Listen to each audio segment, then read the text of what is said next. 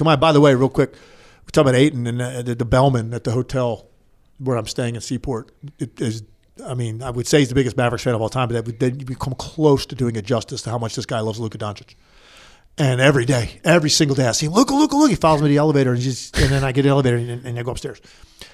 And I came in after the first game. He went out, had his jersey on, watched the game. I saw him at the hotel the next day.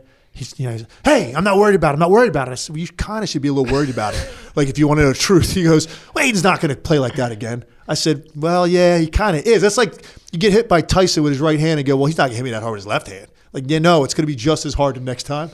Like, I'm like, you're just totally dismissing. You're not familiar with DeAndre Ayton's game if you think that was just like, we weren't paying attention to Ayton tonight. It's like, no, it's kind of a steady diet of what he brings and the way you now have to guard them and what that means for Crowder and Bridges and Booker and all these guys on the perimeter because of his threat, in the middle of the lane with his touch. It's fun to watch. And he seems like a great kid. I love his interviews.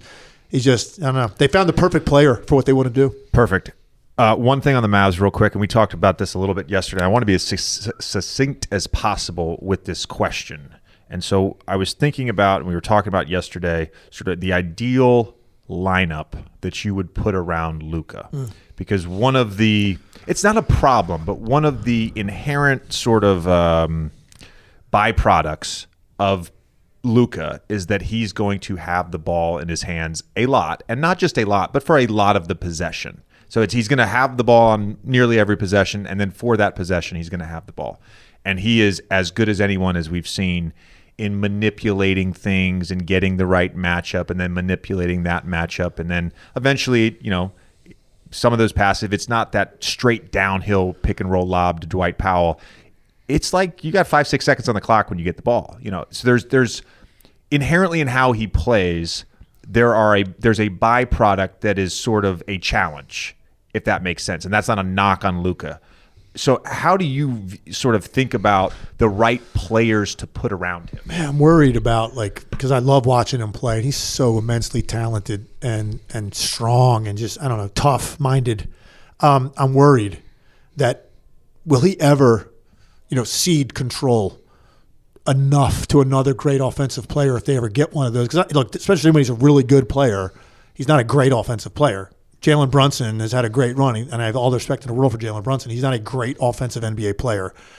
He's going to need another great offensive player in that 6'7" to 6'9" range that can get his own shot, that can really score. Like capable of giving you 20, 25, like every night. Kristaps is more of a Jason Tatum, if you will. There you go. Yeah. I mean, Jason Tatum's a Brandon Ingram, even a Brandon Ingram type of guy. That's that guy that Luka is willing to allow that to happen. That's what I worry about. Guys like Luka, profile-wise or mentally, psychologically, they just only trust with themselves and they're in control. And it's like, are you willing to do that? And until he does have that breakthrough, first they have to add that player. And then he has to be willing to do that and say, we're going to do this together. Because it's not going to be enough to beat great teams playing the way he plays, as entertaining as it is. And that's what I worry about going forward. It's historic what he's doing in terms of his playoff production. It's historic. There's no one else that has done it.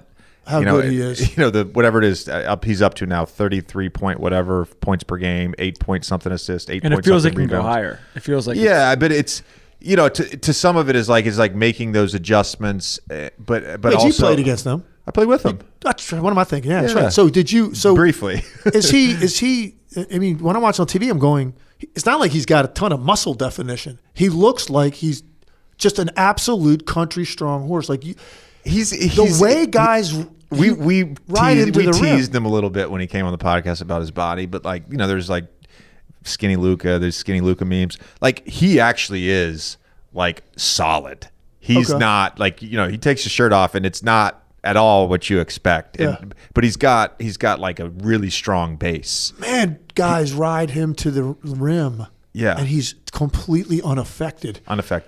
He's so strong. Big, strong. Like last night he was backing Cameron Johnson into the post, and at one point I saw all of the air leave Cameron Johnson's body. Like he's actually the one on the other side of the floor. Oh, was the other one? Okay. He went boom, 3 times in the sternum. Yeah. And each time, like the life is leaving Cameron Johnson. I'm going, Cameron Johnson's he's pretty put together guy.